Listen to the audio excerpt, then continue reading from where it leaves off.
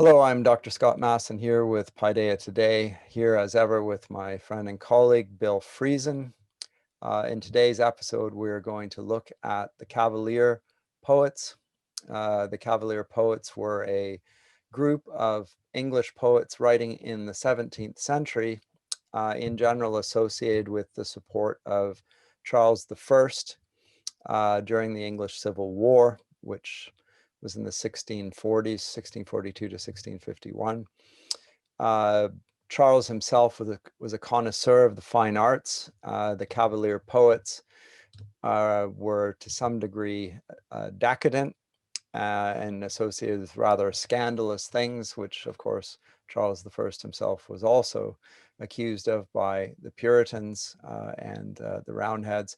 The Cavalier Poets were often the aristocracy associated with gallantry, but also with rollicking, roistering, as I say, brawling, decadence, and all sorts of scandalous, wonderfully baldricky type things from those of you who like Blackadder. We'll conclude with one of the Cavalier poets, Robert Herrick, but I think we wanted to begin with a couple of the influences on them, Christopher Marlowe and Ben Jonson. But before we get to them, I think we want to look at some of the main features of Cavalier poetry, and I think Bill's going to start us off with that. Bill, you were going to speak about, was it the conceit? Yes, the literary conceit. And this is a notion which is oftentimes talked about directly with the metaphysical poets, who we will be talking about on the next podcast. However, it's I think our audience would find it an extremely useful sort of a paradigm with which to get at the heart, the methods by which a lot of the Renaissance writers were producing their work, whether it be drama or be lyric poetry, or in some cases even narrative poetry, but more typically lyrical poetry. And the definition I have, which I typically give to my students, is as brief as I can humanly make it. It is an elaborate and arresting idea expressed figuratively so as to delight, shock, and intrigues, there's your next three, by its wit and ingenuity. So if you have that as kind of your lens going into a lot of these works, a lot of people say, well, Renaissance poetry or Renaissance drama oftentimes presents you with these shocking and unexpected and extremely clever sort of scenarios and discussions and what have you. How is it that they're able to do that again and again and again? Well, there's no taking away from their imaginative powers, their genius, their insights and stuff like this. But there is a tool that helps them bring that to the poem itself and the construction of the poem. And it is this notion of the literary conceit. It's, to my view, it explains how Shakespeare does a lot of what he does in his plays and also in his sonnets. It explains how people like John Donne and George Herbert, the metaphysical poets, do what they do in their works that we're going to look at. You mean they think in conceits or are searching for them? I think that when they sit down, they have an initial notion. I'm just speculating now. Yeah. Initial notion, and then they try to approach it in the most ingenious, figurative way they can. They're trying to be witty. They're not trying to be merely clever in our modern sense. They're trying to be clever in a proper Renaissance sense, which of course is much more intellectually rigorous and rational. Yeah, you mentioned wit and ingenuity. Let's talk about wit. What is wit? It's not just humorous. No, it's an ability to make connections extremely quickly between sometimes surprising, on the surface level, a surprisingly dissimilar things, which when you think about them quickly and cleverly, you see all sorts of surprising and insightful associations, which you didn't necessarily see before. But there's many different notions of wit, and you and I can probably do an entire podcast on Renaissance wit. So I'm Probably. not sure how far we want to go down there, but No, you're right. not too far. I'm just, I thought something ought to be said. Yeah, so it's an important notion, and you're quite right to signal that.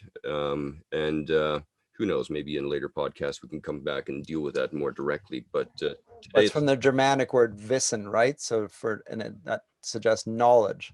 yes, exactly. So again, we have to be careful not to dumb down our notion of Renaissance wit according to modern understandings thereof. It's a much more complicated creature, as are quite a number of other terms that you find Renaissance writers using regularly. The passions, for instance, they mean something very, very complicated and learned by the passions.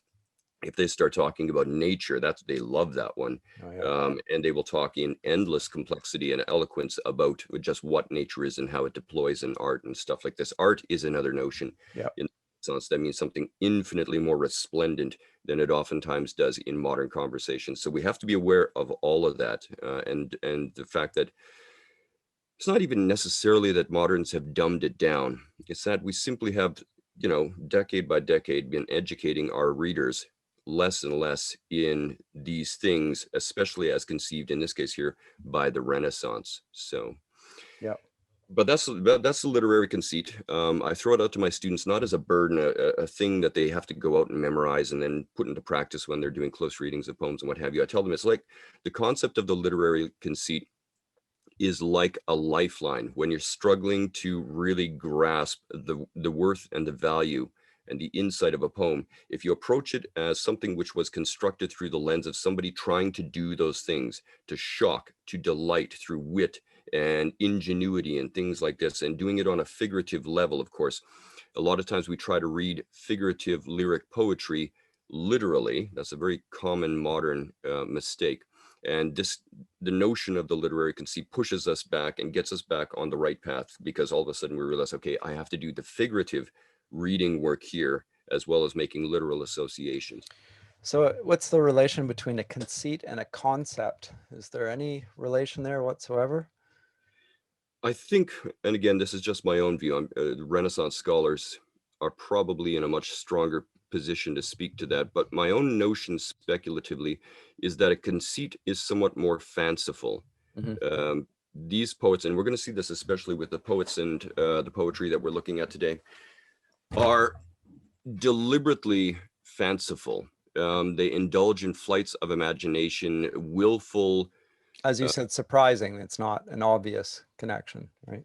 Yeah, and they like to oftentimes really live in that world of the mind and the construct and the artistic construct, specifically the poem and the world of the poem, the beloved of the poem and stuff like this. I'm not going to say that it's a complete flight from reality. It isn't, but it really likes playing with that idea. And so the conceit rather than the concept helps them actually do that. Um, you can imagine them saying to each other, oh, that's a very clever way, or that's a very surprising and intriguing way of looking at thing X by way of figural language and stuff like this. I do it differently. So the conceit is less grounded per se in that Yeah. reality. And it makes no apologies for it. In fact, it actually, with the first poem we're going to look at, it actually leans into the artifice and leaves the real world to some extent behind.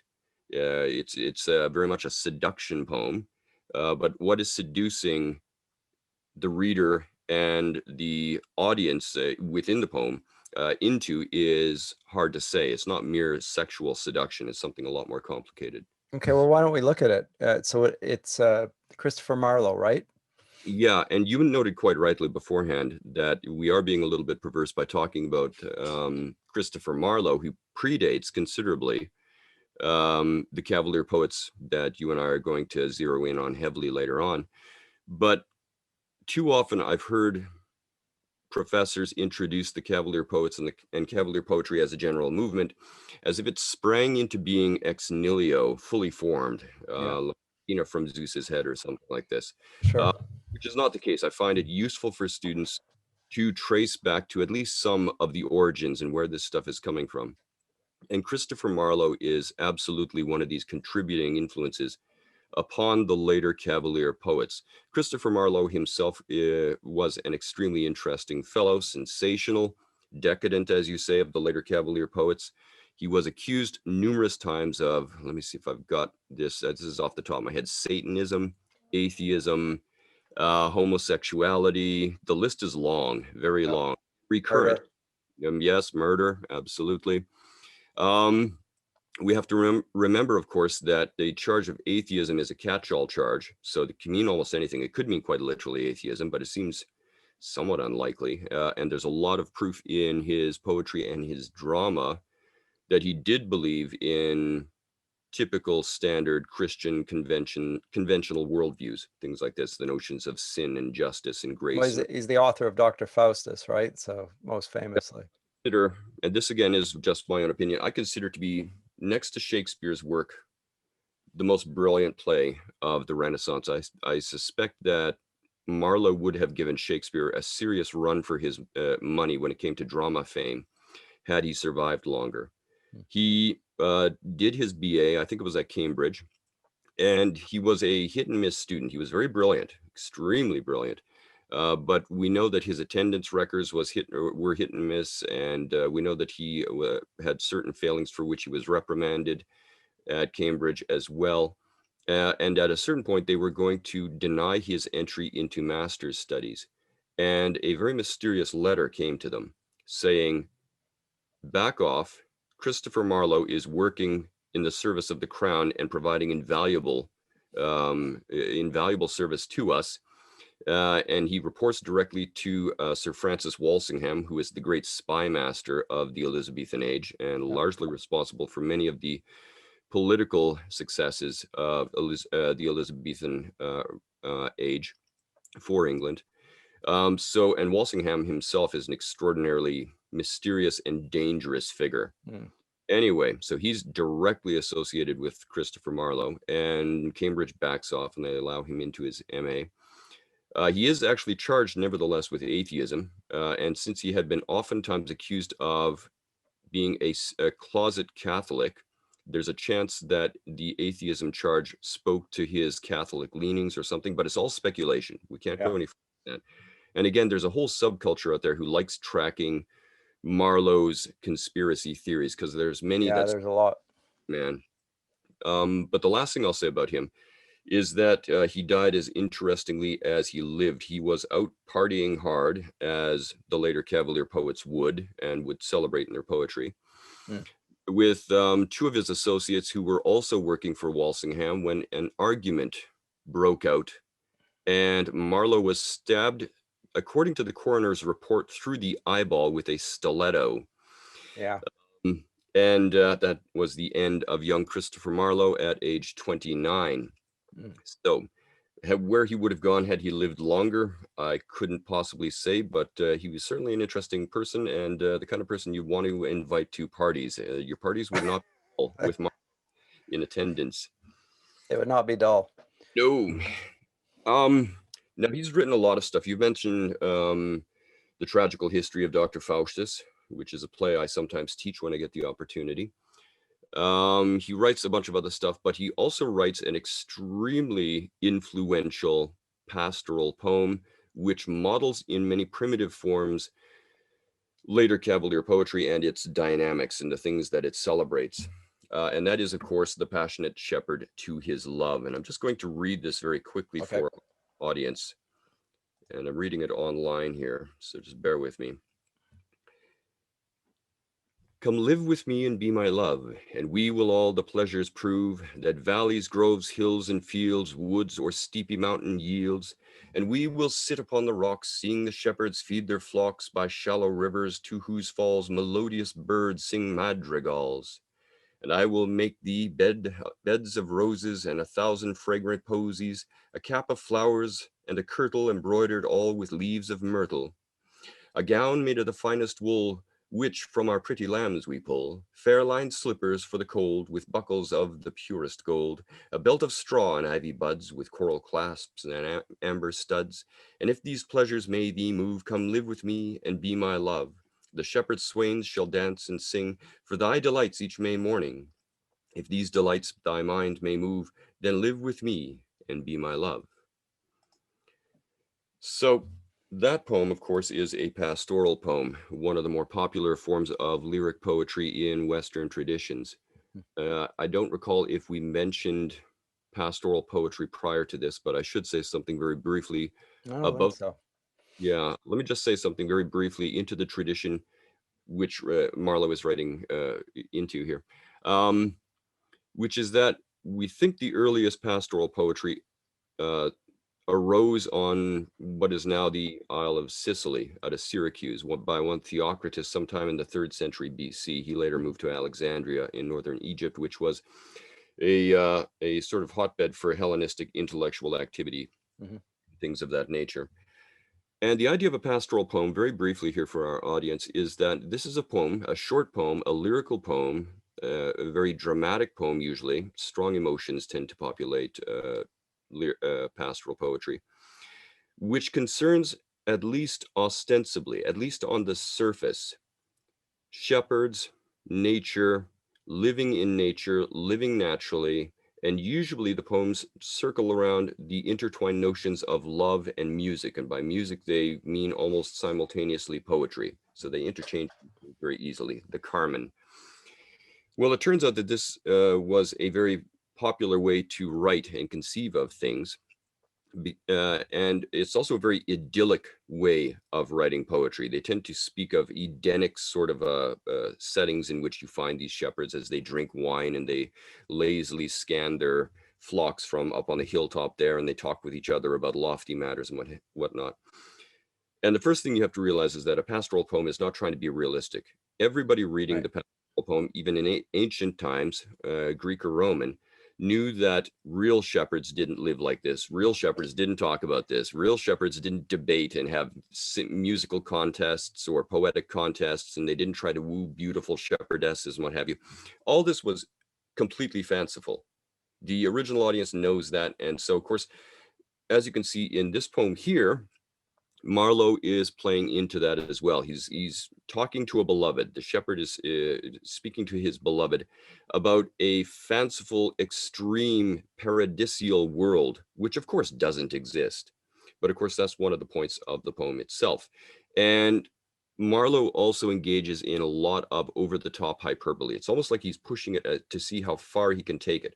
And he does cross certain boundaries with this hyperbole in here, following the conventions of pastoral poetry, which, by the way, gets reinvented, as it were, each successive generation of Western literature, right up at least into the time of the Victorians, and there are some experiments with it in the 20th century. But we can come back and talk about that in later iterations. But it's often love poetry as well. That's part of the idealization, right? Yes, absolutely correct. And the intended audience is often, it's not the very people being depicted, it's more the courtesans, the aristocracy, whatever they are of the day. It's the highly educated and those that don't live in the presence of nature. Precisely. So there is something perverse about that as well. It's meant for a highly cultured audience, ironically. To some degree, Wordsworth, when we come to the Romantic movement, idealization of nature, its largest audience tends to be the highly educated in urban centers, right? Yeah, we see this pattern crop up again and again, this veneration of nature and the natural, and this is taken to an extreme and ideal, affording you some kind of a code or a compass by which you're supposed to organize your life and your principles and all these things. And the people, as you say, ironically, who oftentimes are most drawn to this are precisely the people who are not living out there in the world that these poems discuss. So it's ironically, it's poetry about life in nature and out in the natural and in the countryside, but it's aimed at an urban audience, an highly educated audience, and a very cosmopolitan audience, very refined, even aristocratic audience, time and again. And so this is an old pattern. Another thing about this poem, which causes it, I think, increasingly to be neglected in modern studies, is that Marlowe here is following a Juvenalian pattern or sort of aesthetic when it comes to writing his poetry. The Roman poet Juvenal, who's probably better known by many people as a playwright than a poet. Oh, sorry, no, I'm getting this wrong. Satirist. Yeah, no, I'm thinking of Martial. My mistake. It's Martial who I want to talk about here. Right. Martial laid out this ideal. And he insisted that the very best of poetry by the absolutely most accomplished of poets must, by means of its very ability, its very refinement, appear effortless. There must be no straining after effect in the poetry. And I bring it up here because, of course, the Cavaliers turn this into a big thing later on, which means that when you approach a poem like this, it looks simple. it looks innocuous. It doesn't look particularly artistic when you're just glancing at it at first connect. But if you begin to actually do a close reading of this poem, which sadly we don't have time for here today, one of the things which becomes immediately apparent is that this is the product of unbelievably refined, educated imagination. There is a lot going on in the seemingly simple lines. But as I said, we can't really get into that. What else do we want to talk about on this front here? It's also a poem which was shocking in its day because it's a over-the-top call away from the higher, more noble things in life, and it calls you back into nature and the natural, or at least it seems to at the first remove. Sir Walter Raleigh was very taken with this poem. He actually wrote also an extremely influential response to it, the nymph's reply to her love, or some such. But it's celebrating earthly pleasures and earthly life. And in some senses, some people might see in Cavalier poetry, or the poetry of Marlowe for that matter, that in some senses, then this is a call to an immersion in earthly decadence and pleasure in its rather modern senses. And again, this lines up nicely with later Cavalier poetry and Cavalier sentiments, which celebrate wine, women, and song famously. That's a phrase that's oftentimes tossed around when we're discussing these people. Now, the question is, how sincere is Marlowe about the appeal of this fanciful, figurative, idyllic world of his? What's going on in here? You sounded like you were about to say something, Scott. Well, yeah, I mean, it's in line with what you're saying here. You can see in the poem references to the shepherds and the birds singing madrigals, as you say, and the roses, and all these are stock associations with love. And then there's the reference to, it's in the penultimate paragraph, but the last line, that she will have a bed of roses, 1,000 fragrant posies, a cap of flowers, and a kirtle embroidered all with leaves of myrtle. So she's totally decked out in flowers, head to toe.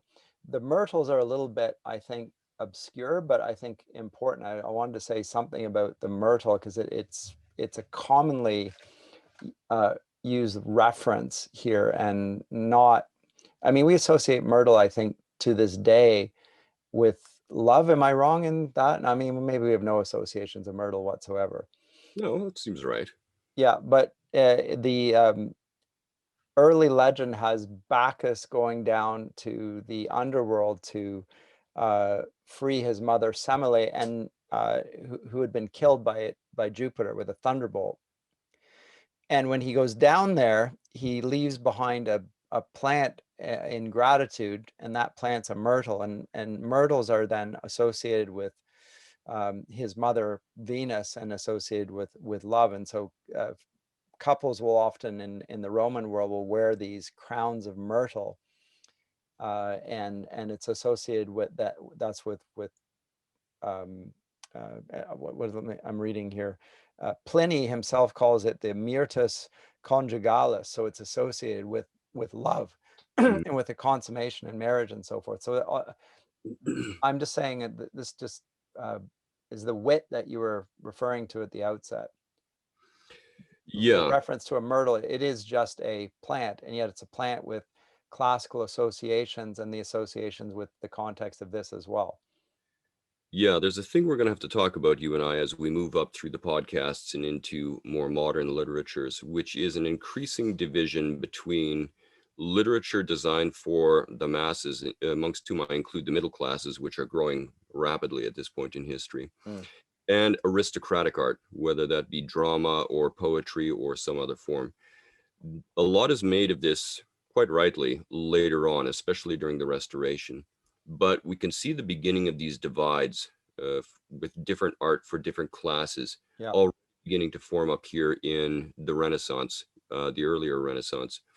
And yes, you would have to have a fairly significant and refined and specialized education to be making these associations, such as the one you just made. Yeah, and so Shakespeare appeals to multiple audiences there. He has little things in there for the aristocrats and little things in there for the commoners. And of course, those also he presents in the plays themselves.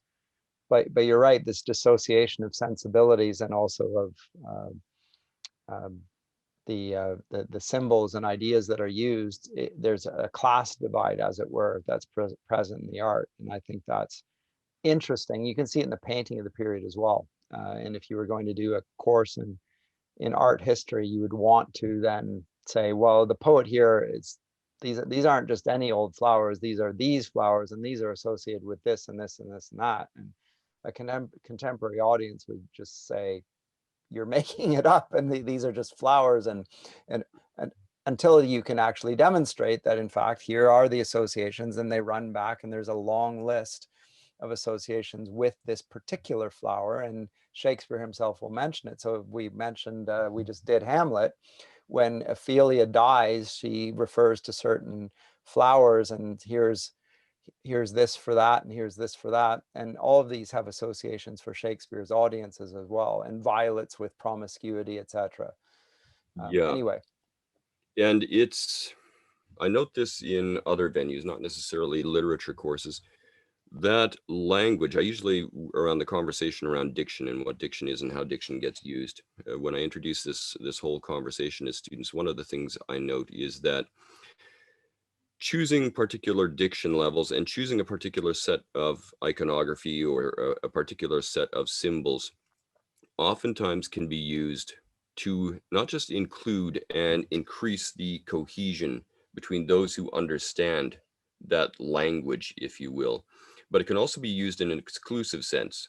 So you'll Sure. see in real life people doing this all the time, where all of a sudden they don't like so and so, so they adopt a language, they adopt jargon, or they adopt background contextual information, which the disliked person can't follow and participate with. So Right.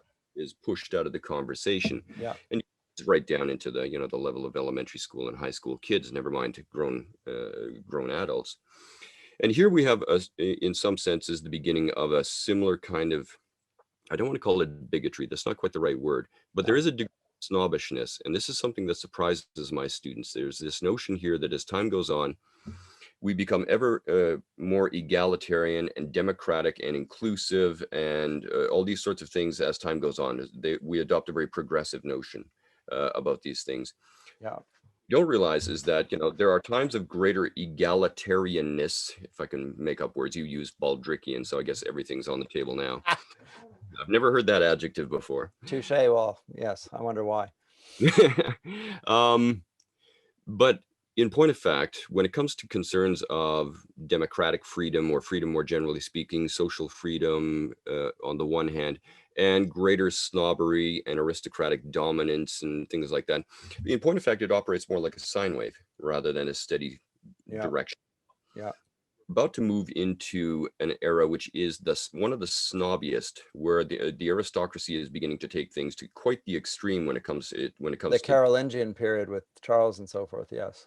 they have an overwhelming contempt for middle class sensibilities, and they will go out of their way literally to offend them. It's like, I'm bored, what do you want to do? Let's go offend some middle class people, and by writing poetry that really blasts them, and that they'll find absolutely shocking and horrific.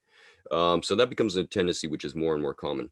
I wonder, I mean, I don't want to go off track on this. We think of our age as being very egalitarian, and the term is invoked, but there is a sort of political correctness is very much of an elite and deliberately, I think, provocative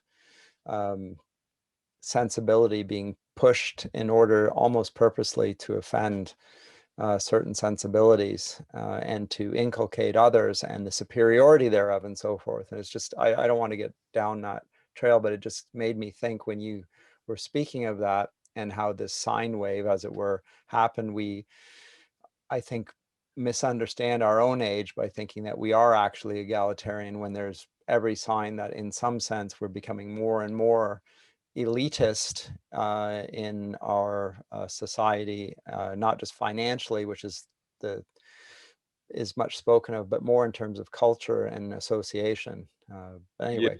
there's with this one of the big advantages of reading literature of ages past is that you realize that there is nothing new under the sun. Yeah. And I think you're absolutely on the mark here. The people who are most aggressively woke and attempt to be at times, as you say, even offensive with their progressive views tend to be privileged, white, and oftentimes male. Mm. Not all the time, but these are people who are like kind Yeah. of upper crust. Um, I would be very interested in hearing a cultural commentator 100 years from now, if such things still exist, comment back to the bigotry of our age. What Mm. does he or she, how would he or she typify that? How would they take that apart? And Interesting. yeah, it's a Yeah. very Interesting. conversation you and I will never hear. Yeah. Back to the, So shall we move on? And I don't want to dally too long. It is on the Cavalier Poets, and we're not going to get to the one that we're intending on Robert Herrick to the end. But I do want to dally on Ben Jonson for a bit, because he's just, the tribe of Ben is so influential on the Cavalier Poets. They would ally themselves. So we've mentioned this word Cavalier, but Mhm. also sometimes people will refer to the tribe of Ben because of the great influence that Ben Jonson exerts upon the Cavalier Poets. Why don't you say something about Jonson here and the poem we've chosen? Yeah, Johnson is a curious choice to make the sort of leader or father figure of the Cavalier Poets, because in point of fact, Ben Jonson is an enormously adaptable and flexible writer. As you and I have discussed previously, this is an age just jam-packed with literary giants. And had Shakespeare or any of these people lived at a different time, they would have been the towering literary figure of their day. But they had both the bad and the good fortune to be operating all together at a roughly Yeah. at the same time. And Johnson is one of these giants. And there are many curious legends about Johnson. You have to be very cautious with when you're approaching him, because he's famous as one of the absolute most famous writers of dramatic masks, which is a form of drama Mm-hmm. that was very popular at this time in England. Very aristocratic form of drama Yeah. soon, especially under James. And he's also the writer of a number of extraordinarily brilliant longer poems, which we don't have the opportunity to talk about. And he dabbles here and there with what we can describe safely as Cavalier poetry. Yep. But Johnson is one of these individuals, again, who you have to approach very, very carefully, because every time you think that you know the writer, that you know the poet, he does or says something which you did not expect. So there's like an early anecdote about him being discovered when he was quoting Greek poetry in Greek while he was laying bricks and stuff like this. Anachronistic? I don't know. I don't know. I don't know that many bricklayers out there who commonly quote ancient Greek poetry as they work. But in any event, Not even he, the modern Greeks. No. yes, indeed. He's also said to have killed 3 men in duels in his lifetime. So he's also the dangerous Ben Jonson, who you don't want to offend. And yet in his poetry, he comes across not as a particularly vitriolic individual who's easily offended, but as somebody who is complex and agreeable. People liked spending time with Ben Jonson, near as we can make out from the epistolary records that survive and the conversations that get echoed here and there. And so when we talk about Ben Jonson as the captain of the tribe of Ben of Cavalier poetry, the father of Cavalier poetry, we have to remember that this is only one of his hats. And myself, I don't even consider it one of his foremost hats. That kind of those accolades belong more properly with the Cavalier poets who tend to surround Ben Jonson Yeah. himself. Yeah. Now But you have, I associate him with classicism as well, and a real devotion to the Renaissance in all of its ideals, and a very learned man. And so, yeah, Johnson really was the prototypical Renaissance man, in a way that we would see Henry VIII would also have styled himself after this sort of a model of both the balance of the active and the contemplative. Very much of a man to be a model for other men. in his conduct and also in his speech. So the language of Johnson is very careful, and not a word is lost. He is not prone to the conceits that we see the metaphysical poets. He also observes meter and rhythm very rigorously, and he will not deviate from the classical norms as he sees them. So very much follows the Horatian models for and Ciceronian classical ideals of the age. What poem did you want to look at, Bill? We spoke of a couple of them. Song to Celia, Drink to me with me only with thine eyes. But I think you wanted to do the poem on his first son, did you not? Let me follow up with that after you give our audience a brief reading of A Song to Celia. Oh, you want me to read that and then we'll move on to On My First Son? We'll read it. We'll talk about it a little bit and Okay. some ideas that are entailed in it. And then I'm just hoping to nuance understandings of Okay. them a little bit. Okay. So this is Song to Celia. Drink to me only with thine eyes, and I will pledge with mine, or leave a kiss but in the cup, and I'll not look for wine. The thirst that from the soul doth rise, doth ask a drink divine. But might I of Jove's nectar sup, I would not change for thine. I sent thee late a rosy wreath, not so much honoring thee as giving it a hope, but that there it could not withered be. But thou thereon didst only breathe, and sent'st it back to me. Since when it grows and smells, I swear not of itself, but thee. Mm-hmm. Extremely complex poem in some ways. It is. It's still related to courtly love in some ways, or at least you can hear the resonances of a courtly love tradition, references to roses and to one's love, and references to gods, Jove's nectar and so forth, ambrosia. So associating to his beloved the same associations that one would expect of a courtly lover. But more to it than that. And again, note the economy of phrasing and the very artful observation of meter, and at the same time the ability to artfully deviate from the norm there while still preserving the sense of uh, beauty in phrasing. And that's just so characteristic of Johnson. One of the things that I admire about Johnson and other poets like him is that because Johnson has a tendency to be so obviously conscious of classical models and classical goals and things like this and sensibilities in his poetry, he gives you a really clear backdrop by which he can throw his variations, his own versions of things into extremely dramatic and sharp relief. And I think if you've got poetry which is just all chaos and has no history, no background, no context, no rules, no paradigms, it's just all free thinking and free expression, then free compared to what?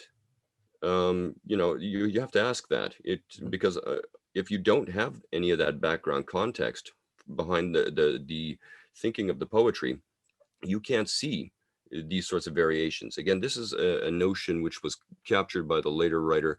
Uh, um, oh, Goethe. Goethe, name so obvious that it escaped me Oh, there. the German. Yeah. And he says, look, if you want to be a rebel and violate the rules, in this case of literature and poetry specifically, that's all fine and good.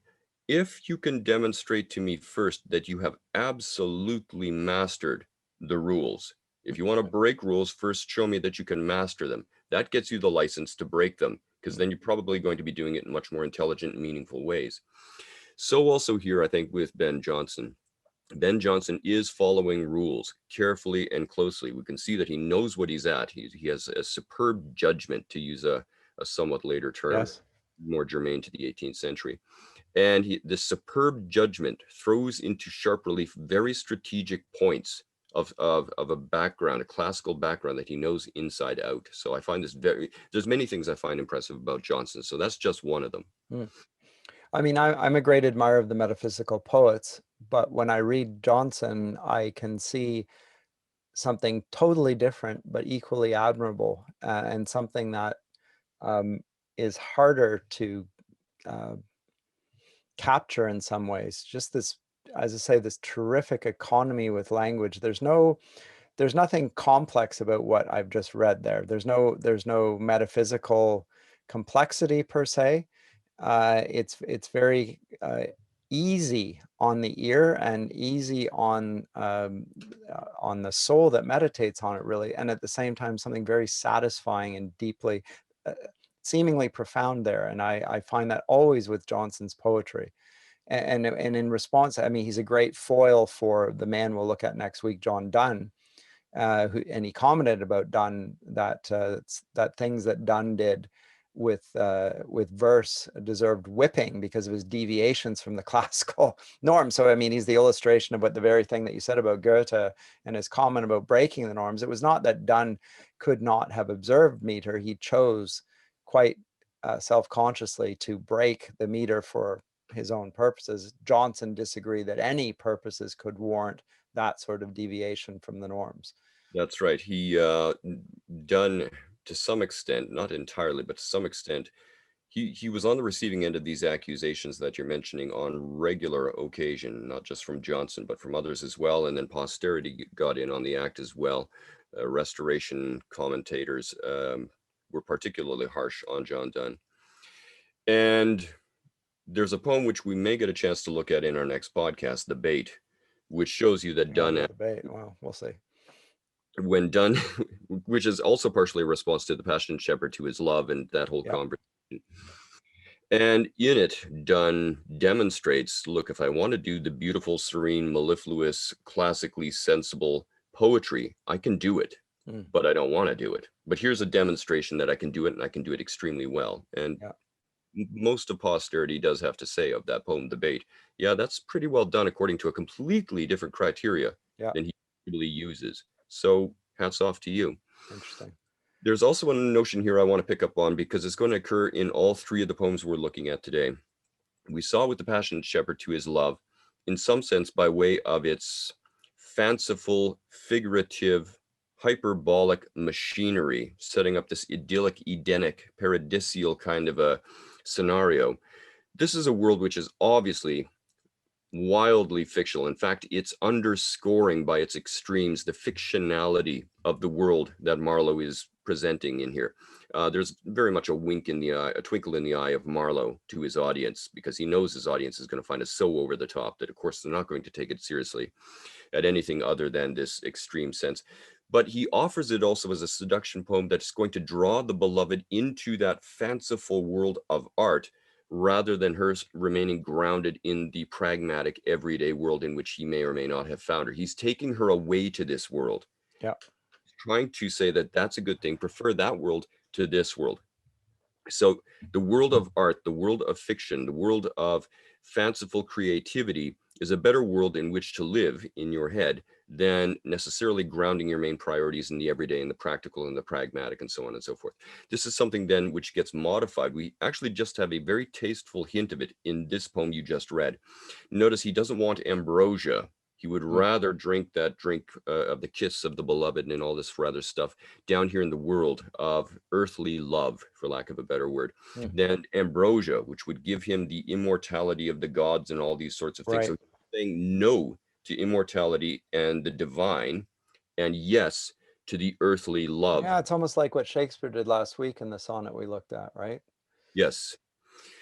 And in yet in interesting ways, turns it on its head. Yeah. By the way, Johnson and Shakespeare knew each other comparatively well. Oh, yes. Johnson has a fair bit to say about Shakespeare. There are some elements which we know about Shakespeare, which we otherwise would never have known had it not been for Johnson and his commentary on Hmm. William Shakespeare. Hmm. And then in Herrick, we're going to see this taken again to a wild extreme, this immersion and prioritizing of the earthly, of the worldly, of the sensational, of the Epicurean, but in a much more modern sense of the Epicurean. I think we should go to Herrick. What do you Let's think? Sure. Oh, wait a second. Let me just finish off with On My Son. Now, a lot of students say to me, Okay, you're going to do that, are you? Okay, go on. I can't. Yeah. it's short. I'll just read it and then we'll just move straight over to the Herrick. A lot of my students who are coming to the great books for the first time, whether they're ancient, medieval, Renaissance, later, are under the impression that relationships between human beings, particularly between parents and children, were a lot more aloof and colder than they are now. Again, we deal with the snobbery of the present. They think that this age that we live in now is parenting and loving children better and in better ways than ever people in the past could have. And one of their Well, I've been taught that explicitly, that they didn't really care about their children until they reached the age of 5, because they didn't know if they were going to live this sort of thing, and therefore they were detached and distant and so forth. Yeah, and I find this shocking because I mean that's the same old weary, simplistic argument trotted out. Child mortality means don't get attached to your children. You're going to have a lot of children in order for any to survive to adulthood, and so on and so forth. And yet you encounter throughout Western history a steady pitter-patter of these quiet little poems, like one that we have from Johnson. We talked about how Shakespeare had lost his son Hamnet, not to Mm. be confused with Hamlet, when the boy was 11. Did that affect Shakespeare deeply? Well, as a sort of a universal parental experience, yeah, it was shattering. But Johnson also lost a couple of his children, specifically one of his sons. I think the child was 7 years old, if memory serves me correctly here. Says so in the poem. Yeah, and it's just a short little poem, but it's really quite striking and moving. Farewell, thou child of my right hand, and joy. My sin was too much hope of thee, loved boy. 7 years thou wert lent to me, and I thee pay, exacted by thy fate on the just day. Oh, could I lose all father now! For why will man lament the state he should envy? To have so soon scaped worlds and flesh's rage, and if no other misery, yet age. Rest in soft peace and ask, say, here doth lie Ben Jonson his best piece of poetry, and for whose sake henceforth all his vows be such that what he loves may never like too much. It's extraordinary. Yeah, Every time I read that, I can't help but be moved. yeah, it's I encountered that totally accidentally. As a younger reader, I held the same attitude as my students. They must not have loved their children as much. So high was child mortality. It's like the new guy coming into a war zone. Nobody wants to get attached to him because those are the guys who typically get killed. Mm. So same kind of thinking here. But then you read that poem and you realize, oh no, I'm the one who's being insensitive and simplistic, not the Renaissance writers who I'm reading. Yeah, Anyway, and he does so though in the light of the knowledge of Christian doctrine on this, that the child has passed to the bosom of his Savior. He's in a better place and so forth. But Johnson is lamenting on his own lost, and wishes that he could lose, as he says, all father now, to rid himself of the memory of this, and the consolations of salvation for his son and beatitude are rather thin in the face of um, his feeling of what he's lost. And this is just the sincerity of it is extraordinary. But again, the yeah, perfection of the phrasing, it's just, and in relation to him as well, this is his best piece of poetry. I mean, he's something of himself, it's his words, and then he moves it on to vows, for whose sake henceforth all his vows be such that as what he loves may never like too much. He wants to divorce himself. It's sort of a stoic, a desire to move to a more stoic posture towards the world, to avoid the heartache that comes from losing a child. Yeah, yeah. It's not just a moving poem, it's a psychologically complex poem. yeah, You can a lot of time dwelling on the trajectory of thinking and feeling here as they intertwine. It goes back to that old saying, the happiest time of any day that I live are the first 10 seconds when I wake up and I don't yet remember that I've lost you. And then yeah, all of a sudden it hits you again and yeah, hits you again and hits you again. yeah, yeah. So, and I just discovered that by accident. My professors never assigned it as reading, and so I was extremely grateful that I came across that. Okay. Anyway, let's come across back to Herrick, Yeah, Robert Herrick. Robert Herrick. I mean, Herrick is, as I say, one of the Cavalier poets. Much later, in a sense, he's born in 1591. He dies 1674. So he's um, overlapping actually entirely with the Republican period. He lives to see the return of the kings to England. So Charles II comes back before the end of his life, and he's known for being probably the foremost exponent of the Cavalier poets. The Carpe Diem, seize the day, the sort of thing made famous by Dead Poets Society. In fact, they cite one of the poems that we will cite. Mhm. Gather ye rosebuds while ye may, as the sort of expression of the this Cavalier mentality of delighting in, as you said, in so almost an Epicurean sensibility, for good and for ill, for their opponents, the Roundheads, politically speaking, who tended to be Puritans. They were a representative of the worldliness and decadence and sinfulness of the world, and they delighted in it for that matter.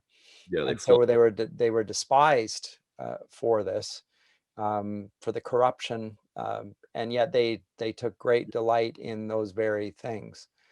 Uh, and um, and so it's just a great foil for not just, we're going to talk about next week and maybe the week following, but the metaphysical poets, Dunn and Herbert, but even for Milton, the great Puritan poet, you have to see the Cavaliers as sort of a foil. Yeah, the Cavalier in many ways runs as kind of a forerunner of the later dandy that we encounter Yeah, in the 19th century. They quite literally not only delight in flaunting their values or lack thereof, and their decadence and their worldliness and their appetites, whether that be for women or drink or whatever. Um, they actually turn it into an art. So decadence is actually a driving engine of the art, as well as one of its objectives that it's trying to attain. And let me just mention here quickly, now that we're speaking dead on about the Cavaliers, there are many, many factors that go into forming the Cavalier movement and Cavalier poetry very specifically. One of these is the nihilistic despair that is coming out of these great wars of the Reformation. Specifically, for instance, the 30 Years' War. If anybody knows anything about the 30 Years' War on the continent, they will know that one of its hallmarks are its extreme bloodiness. mm, This absolutely savage war. yeah, Uh, it wasn't just soldiers getting killed; it was civilians. It was the end of the world as they knew it. yeah, And so, for instance, if you look at people, the way they dressed in Elizabethan and later Jacobean England, you'll note that they've got all those slashes on their clothing and things like that. And it's all very multicolored, party colored kind of stuff. And you've got one kind of color inside and a totally different fabric on the outside. And that comes from turning into high fashion clothing looted from the dead on the battlefield during the 30 Years' War. And they took it as a mark of high fashion. You would just loot the dead. And of course, the dead are laying there in clothing that has been slashed up by horrific weapons. And you take it, and maybe if you're lucky, you give it a rinse, and then you throw that coat on over that shirt over there, and a doublet over here. And so this is very much all part of the spirit of the age as they're inheriting it, and then they turn it into high art. But the bottom line is, it comes from a very, in some senses, a very negative, dangerous place. You also mentioned this notion of carpe diem, seize the day, quite rightly. This is a notion coming out of, it's Horace, is it not? yes. Yeah, I thought so. Um, and so again, you've got some classical referencing Ben Jonson would have approved, though Ben Jonson is a much more restrained creature than most of these. Robert Herrick is extraordinary to me for a number of things, but one of which is the long lifespan that you mentioned here, his longevity. Cavalier poets have a tendency not to live long lives for very good reasons. And the final thing about Herrick is that he was actually a cleric as well. And that this would have just added to the provocation to the Puritans, we have a clergyman who is celebrating scandalous matters, Yeah, but having said that, he's associated just with, like Charles. yeah. Charles is sometimes nowadays known as the party king, and this is very much true. This brings up also an interesting notion that kind of twigged when I was talking about Marlowe, which is that it seems unlikely that any of these individuals, in spite of their willful flaunting decadence, were atheists, or for that matter, Oh even yeah. agnostics. Oftentimes, for many of them, their language moves very deliberately into this notion that if I'm a sinner and if I'm going to pay for my sin, there's this kind of swashbuckling attitude. Then I'm going to go all in on this sin, and I'm going to sin big, and it's going to be spectacular. My sinful life, and my sinful poetry, and my sinful this. So there's something hair raising, and there's something almost like a perverse courage to it. And there's an exhilaration that they catch in this Carpe Diem notion that a lot of more modern readers find intoxicating. Excuse the pun. Um, but Scott, did you want to get into? You've got a poem there ready to go. We've got two poems. There's the proper Carpe Diem poem, but the first one is, I think, a great reflection on what you were saying, a nod towards order, and at the same time an awareness that I think behind this recognition in what you've said is the delight in sinning, is as much as anything the Calvinistic teaching on the fact of total depravity. This is not an avoidable thing, and as such, I'm not going to seek to try to do so through virtue and so forth. I'm simply going to accept it Mhm. and flaunt it to some degree, and then plead to the Savior for absolution from that. Uh, Certainly Dunn plays with that idea very much in his poetry, this sense. But the poem is called Delight in Disorder. I'll read it and then we'll move on to the actual Carpe Diem poem. But the Delight in Disorder is actually a poem about order, but I'll read it. Delight in Disorder. A sweet disorder in the dress kindles in clothes a wantonness, a lawn about the shoulders thrown into a fine distraction, an erring lace, which here and there enthralls the crimson stomacher, a cuff neglectful, and thereby ribbons to flow confusedly, a winning wave, deserving note in the tempestuous petticoat, a careless shoestring, in whose tie I see a wild civility, do more bewitch me than when art is too precise in every part. As I say, Nice. it's a response to a classicism that's a little too tightly buttoned up and a little bit too precise. And in the precision and in the exactitude and the orthodoxy, if you will, it loses the very thing that it seeks to capture, which is the life of the thing. And this is this debate between the proper proportion of art and nature and how they are best related to one another does not go away. This is a regular discussion point, certainly from this period and onwards in the 18th century. Likewise, it's the part of the quarrel of the ancients and the moderns, which is and the relation between nature and art, or grace and nature. These are always artistic and philosophical discussion points. Here it's art and nature, though. How do we do things most naturally? And the classical response is by imposing artifice upon it, and the form demonstrates or reveals or pulls out the nature of the thing being depicted.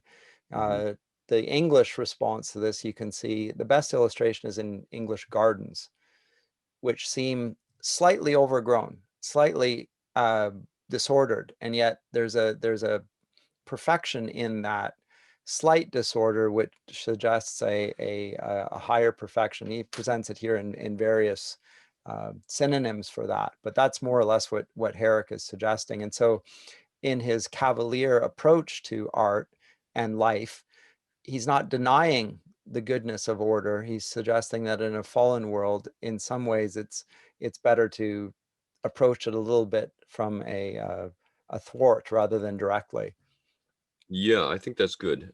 because we tend to nowadays, if we don't understand the Cavaliers and Cavalier culture, we tend to think that what they're celebrating is chaos, and Yeah. it's not. It's not at all. That might be coming along later with the Romantics, but it's certainly not the case for the Cavalier poets. So that's the first thing that we want to note there. And I think you and I have also talked about Renaissance attitudes towards art and artifice at some earlier point, which is this notion is that good things come to us by way of nature. And by nature, again, they're meaning something very complex here. It could be human nature, it could be actual nature, it could be any of these sorts of things. And then artifice is imposed upon that, and these certain dynamics that we've learned in poetry and music and painting and cooking and gardening, as you say. And we perfect nature. That's a phrase you hear oftentimes in the Renaissance, nature perfected. But there is such a thing here, which I think you're correct, that the Cavaliers are exploring, is that too much artifice oftentimes comes at the expense of nature. So if you're employing, for instance, to use an analogy, the artificial or the artifice, the knowledge of a sculptor working on a stone, there comes a point when you carve away too much stone because you've employed too much artifice. You need to find a balance between these two things. You mentioned gardens as well. Again, this is one of the great ages, a rather revolutionary age of gardens, and the aristocratic garden in particular. You put me in mind of Andrew Marvell, particularly Yep. there, and his On Gardeners, um, which is a great poem for which we sadly do not have enough time. Mm. So we need to understand that even though they're leaning all in a very exhilarating way on certain issues, a very sort of swashbuckling, devil may care, eat, drink, and be merry, for tomorrow we die kind of an attitude, it's moderated in places. And maybe that's the influence of Ben Jonson, or maybe it's a broader part of the culture. That's for a more specialized professor to say, who specializes in these poets. Mm. Yeah, but I find the theme ever fascinating. The great Michelangelo in his sculptures, you can see various portraits of the so-called Pietà, where Jesus is lying dead. And I think there are 4 different sculptures, and they have varying degrees of I don't want to say perfection, completion. There's Hmm. one in which it's total, everything's polished and final, and it's just absolutely beautiful. But then there are some in which it appears to be unfinished, and he's left it like that intentionally. And Mhm. in the if you put the 4 together and set them side by side, you see him exploring to some degree how he, as an artist, is going to perfect the marble and where he wants to leave it unfinished to suggest something else. And anyway, I think these poems also are reflecting on the same sorts of themes. It's part of that great conversation you and I talk about. This is one of the elements that intertwines with the other elements that are out there. How do you find that balance between natural brilliance and energy and all these other things that we associate with that realm? And on the other hand, the rules that help us to communicate that in as powerful an artistic form as possible. I think here of the later poet Robert Browning and his, well, it used to be a famous poem, Fra le Bolippi, about Oh this yeah. artist, this Italian artist during the Italian Renaissance, who was the absolute king of methods and techniques and background contextual knowledge. He was like a philologist of painting, and yet all of his works lack that spark of genius, of the transcendent, of these things that other less craft accomplished artists nevertheless managed to capture, and yet he himself could not capture. Mm. And so this is a fascinating conversation. We may or may not get around to that one when we Yeah. get to the Victorian period. Well, let's see. So why don't we conclude with the most famous of the Carpe Diem poems? Do you want to read it, or shall I read it? Yeah, It's over to me, is it? Okay. yes. So I'll seize the day. It is dedicated, the title, to the virgins, to make much of time. Mhm. Uh, so here it is. Gather ye rosebuds while ye may. Old time is still a flying, and this same flower that smiles today, tomorrow will be dying. The glorious lamp of heaven, the sun, the higher he's a getting, the sooner will his race be run, and nearer he's to setting. That age is best which is the first, when youth and blood are warmer, but being spent, the worse and worst times still succeed the former. Then be not coy, but use your time, and while ye may, go marry. For having lost but once your prime, you may forever tarry. Excellent. It's a delightful poem. It's delightful in a sense because of the regularity of the rhyme and the meter, but also it just so strongly reflects the substance of the whole need to seize the day. And note that I mean, the title itself is revealing to the virgins to make much of time. In other words, to stop um, holding to their virginity. Yes. But note that he's not talking about any scandal per se. They should get married. And because having once lost your prime, you may forever tarry. You will never seize that moment will never come to you again. It's interesting in the light of the delay to marry in our day. Yes. Very interesting. Actually, I hadn't thought of it in those terms. Yeah, but he's suggesting that there is a season for all things, and the season for procreation is in your youth. While the blood is warm, this is an appropriate season, and you should not lose that time of your life and devote it to other things.